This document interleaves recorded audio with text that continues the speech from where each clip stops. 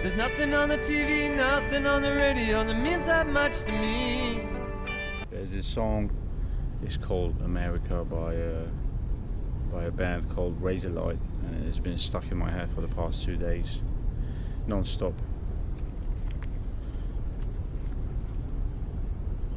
So it's been about 1 month since I picked up my 2024 Yamaha WR155.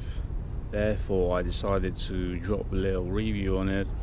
Now it's not going to be anything too deep, just my initial impression with the bike and how's it been living with it for a month now and counting. So I think a review is not a review if there's no riding involved. Why I'm opening the video up like this, it's just because I want to show the mods that I have done to this bike thus far.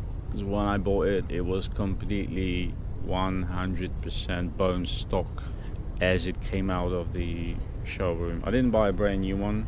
It had 8,000 on the clock, I think, around 8,000, 8,500 kilometers. It wasn't brand new, but not far from it. Yeah, so I'm just gonna do a little 360 around the bike, show the mods, and then I'm gonna take it to the road and I'm gonna talk about it while I'm actually on the bike. Alright, so let's take it around the bike. She's extremely, well, I wouldn't say extremely, I mean it's an enduro bike, so this is still nothing extreme, but she's quite dirty, as you can see, especially around here, around these parts on the forks. Right, the exhaust is, it's all covered in some bull crap from this side, right? But I actually gave a very light wash yesterday, but then as soon as I took it out this morning, it just started pouring. So it's just not worth it during this rainy season. Might as well just freaking wait, just do some basic maintenance. Just make sure that your chain is not dry and it doesn't rattle like a fucking what you call them, 5 horsemen of apocalypse when they're approaching on the road. But yeah, other than that, it's just not worth it. So sometimes I just give her a little wipe down with wet tissues, and that's about it. Yeah, the mods. What have I done to this bike? Well, not a whole lot. I have a specific image of what I want this bike to look like eventually, maybe a year, maybe 1 year down the line, but I've just done a few soft mods, nothing too crazy. So yeah, the first thing that I did was the exhaust. It's not just a slip-on, it's a full system, as you can see. I'm not going to talk about what it does to the bike. I'm going to talk about that in the second part of the video, when I'm talking about the actual bike, not just what I've done to it. I'm going to give you a proper sound check before we hit the road. Then the second thing I got was this tail tidy. Let me show you what it looks like. So you got your brake light. Why is this thing not straight? Why is it like that? I don't think it's holding there as well as it should. Let me turn on the hazards.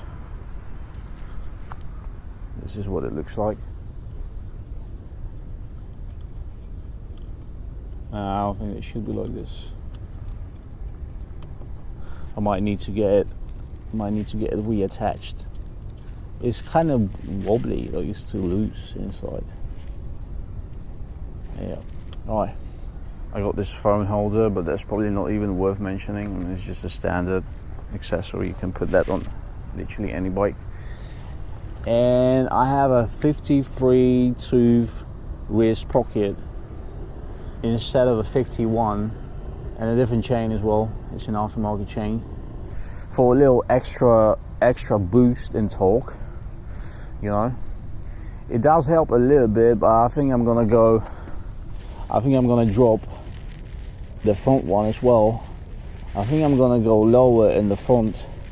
I'm probably gonna go, this one is 14 tooth. I might drop it down a tooth, so that would make it 13, and it should make a much more substantial difference when it comes to extra torque. I'll probably do it this Friday or the next Friday. Anyway, let's hop on the bike and we'll see what's it all about. Let me do the sound check real quick, as I promised.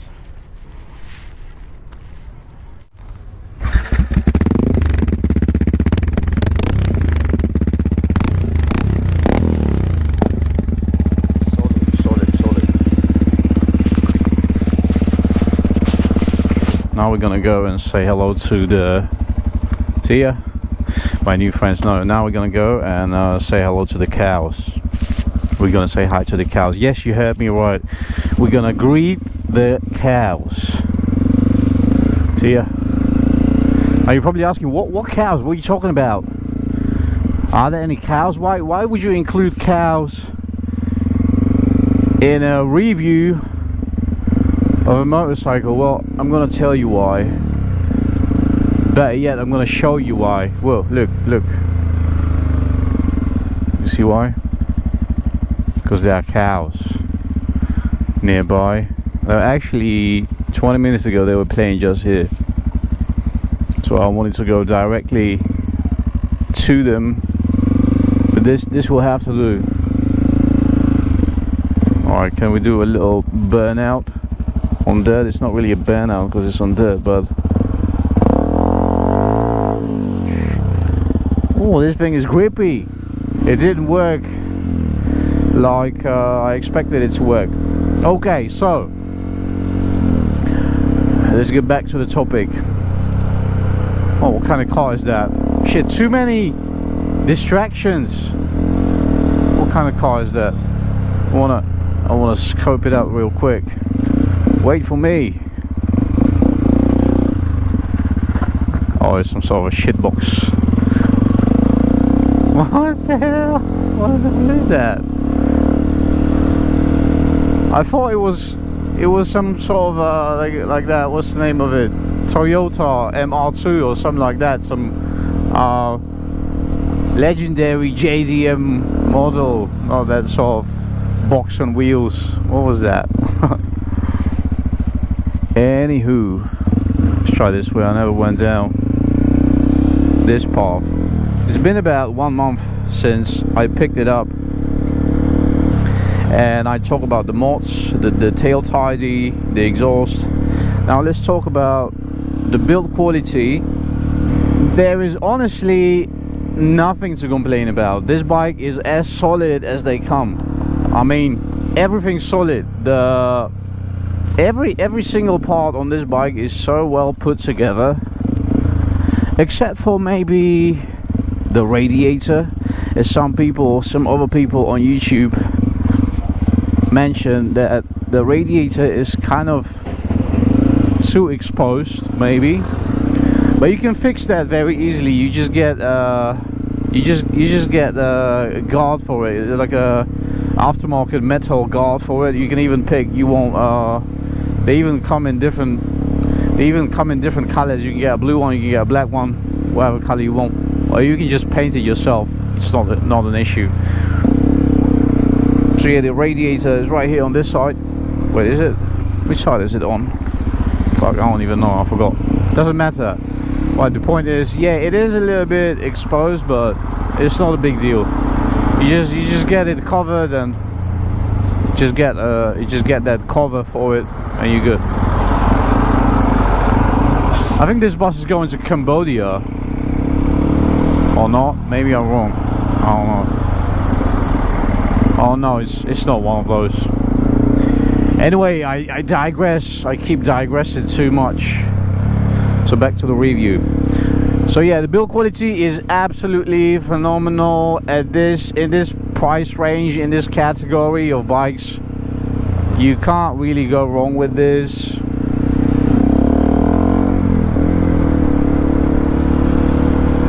The plastics are good. They might be a little bit prone to scratches, but it's not too bad. Even if they get too scratched or you break them, or whatever. It's quite easy to replace them, and they aren't too expensive as far as I know. Oh, what is this place?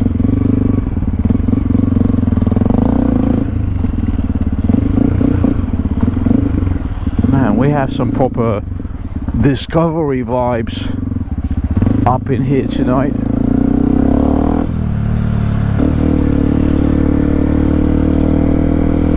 So there's nothing to worry about in this department. The bike feels sturdy. It's a full-size dual sport top-notch enduro bike. It doesn't feel flimsy. It doesn't float on the road. You see, it's stable, it's light, it's woo woo woo. It's flickable. It feels light but strong. Like the chassis is just, you know, it feels like it can take some beating. Like you're not afraid to throw it around the corners. It just feels good to be on it. Feels like home. Like, yeah, man, when I'm riding this bike, I wouldn't want to be anywhere else in the world right now. This is where it's at. This is home. This is where I live. On this baby beast, baby blue. Now when it comes to comfort, I would say it's like, I would give it about 7-8 out of 10. It's definitely much more comfortable than the Exciter. There's no comparison. Like, you're much more relaxed. You can actually stretch out your arms. The handlebars are a lot wider, so you're not sort of like hunched in like this, you know. It's a much more relaxed style of riding, much more comfortable. Although again, the stock seat is a little bit hard for my liking, and because it's quite thin, so maybe that's why. It's not too bad, but still, the first thing I got on this bike was this aftermarket custom seat. I actually got this seat before I even bought the bike, because when I went there to put the deposit down, I test rode it and I was like, oh man, I don't really rock with this seat, and it's a little bit narrow, a bit too thin. And the guy was like, well, I have this seat, I can give it to you, I can mount it on the bike for you for like, you know, just some small additional price. So I was like, hell yeah, go for it, mister. So yeah, that was the first mod I forgot to mention even. Traffic's getting a little bit busy again. So build quality, 10 out of 10. Absolutely. What is that? Porsche turbo. What is that? Carrera 911 turbo. Shitbox. It's got nothing on a WR. Anywho. So build quality is top notch. Comfort wise, 7 out of 10 when it's stock, 8 out of 10 now with this seat.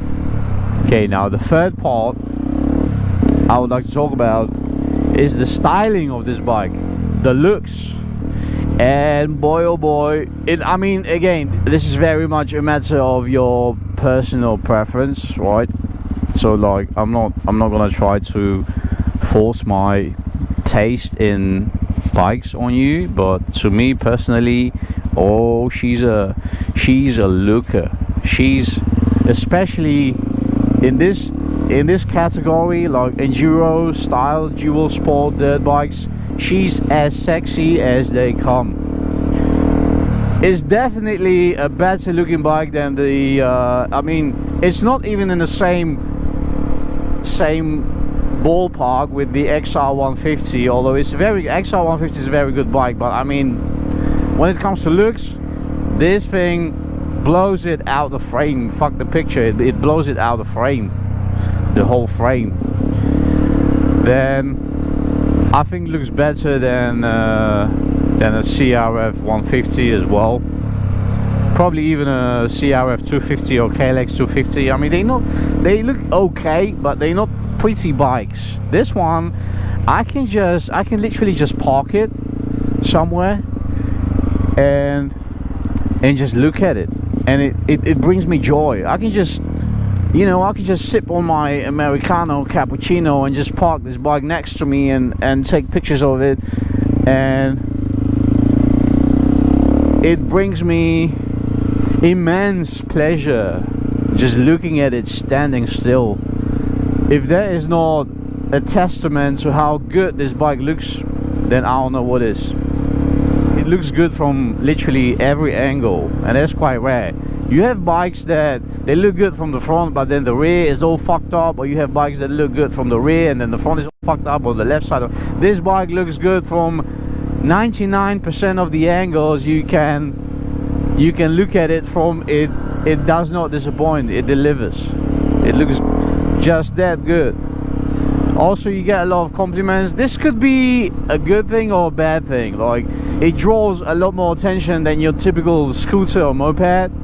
If you like that, if you like people, you know, giving compliments, asking you questions, blah blah, all that, turning their heads, then it's good. If you don't like that, if you're trying to be as low-key and as stealthy as you can be, then don't get this bike.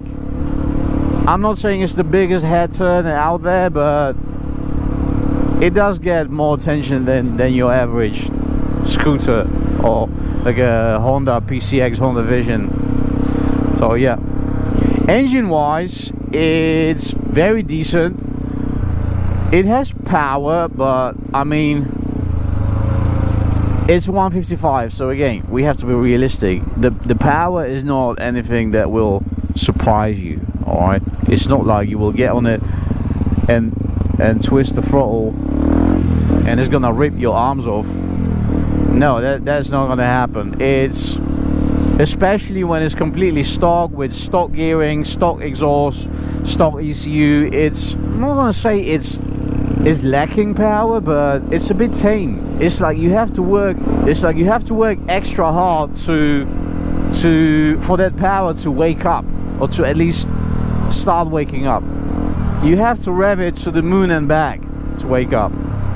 So yeah, the power is there. You just have to work for it a little bit harder. You have to be a bit more aware of your shifting. Not any gear works in any circumstance. Also, another good thing about this bike, there's a huge variety of aftermarket parts. Like, there's literally, you can do anything to this bike. You can build it in your exact image you have in your mind. You can just spec it out to hell and back. There's so many parts available, replaceable. Can I go down here? I'm thinking, shall we do a little bit of off-road stuff? Oh hell, we can! Woo-hoo-hoo. I don't want to eat fucking bat. I almost hit a bat. I don't want to eat shit here. That wouldn't be good.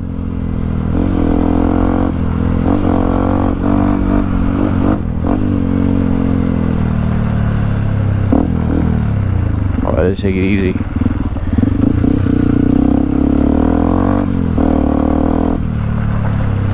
Well, is this gonna spit me out? Holy crap.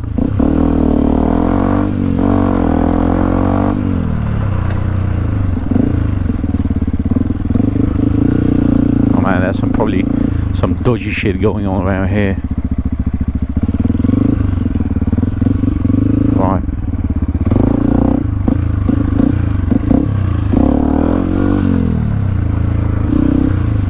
Right, so now let's talk about those few things that I sort of, I can't even say dislike. There's virtually nothing I dislike about this bike per se, but maybe some things that got me a bit confused in the beginning. So the first thing was the brakes could have a little bit more bite for my liking. I like my brakes aggressive, but again, it depends on your riding style. So maybe for some people it could be okay. just fine. For me, yeah, I wouldn't mind if they were like, especially the front brake, if it was a bit more like, you know, just if it had that aggressive bite to it. Maybe it's a habit from my Yamaha R6, because that is a very different kind of bike. But that bike, I mean, the R6 has phenomenal brakes, absolutely phenomenal brakes. So that's the first thing. The front brake is rather soft, you know, it's kind of squishy, I would say. Like when you press it real hard, the front end kind of dives in. Yeah, that's the first thing. Second thing I noticed, that's been fixed, by the way. The second thing I noticed was that this bike really runs quite hot in traffic.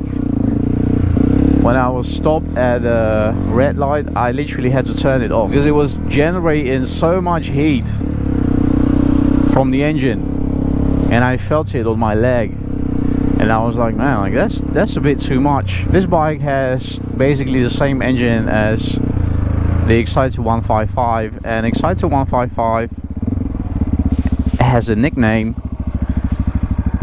It's the king of overheating, I think, or something like that. Well, there you have it. You know what, let's take it right here. I don't want to wait that long. Now, how did I fix that? By slapping the exhaust on it. Once I put the full exhaust on it, it improved so much. So fitting the aftermarket exhaust on it greatly diminished the overheating issue. Not overheating, I'm not saying the bike was overheating, the running hot issue. Right, quite sure it was normal. It's just that I was a bit surprised by it, and I guess that's about it. Oh, and the very last thing I'm gonna say regarding the exhaust, I watched a lot of videos on YouTube before I got the exhaust, because I wanted to know whether there was a chance of improving the performance of the bike somehow, and everybody said, nah, it's just for the sound. It's gonna improve the sound of the bike, but it does nothing for performance. It doesn't increase your horsepower or your torque or whatever.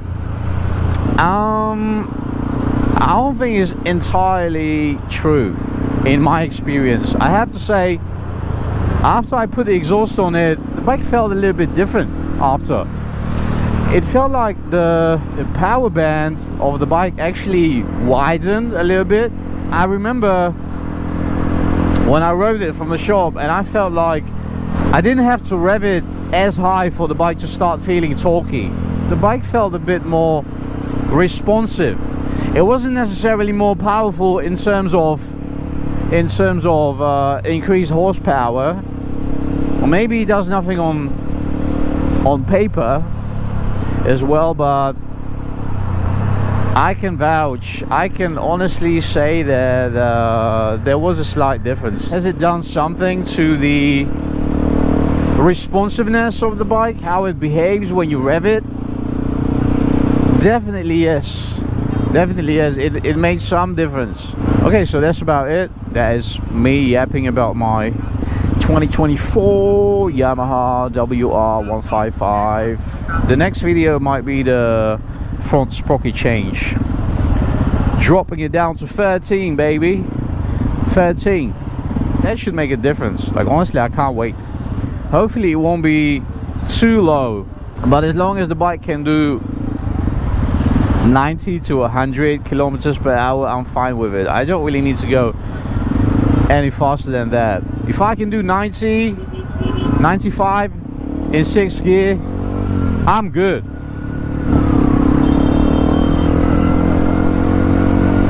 Alright, I'm gonna end the video because I hear the police coming, and the police over there, the police over here.